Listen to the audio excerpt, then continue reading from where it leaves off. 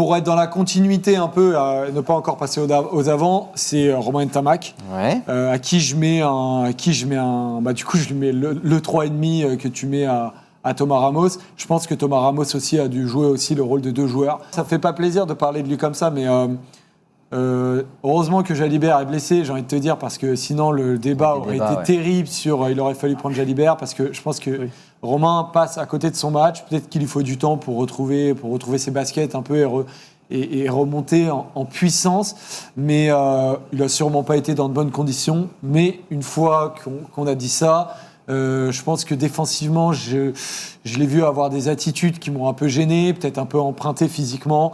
Se faire casser au plaquage, là où d'habitude c'est un de ses points forts. Il n'a pas été utilisé en fait. Une fois c'était Le Garec, une fois c'était Ramos.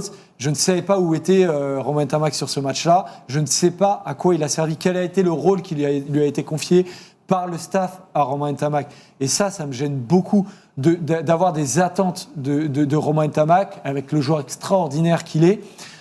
Et finalement qu'il traverse ce match-là de manière relativement anonyme. Et tu parlais avant, Pierre, de qui sont les cadres de cette équipe-là. C'est pas normal qu'on se pose la question quand on a Romain Ntamak, Thomas Ramos sur le terrain, Julien Marchand qui a fait un bon match, tu vois, mais Romain Ntamak doit être un cadre de cette équipe de France quand il n'y a pas Antoine Dupont. Il doit accompagner Nolan Le Garec.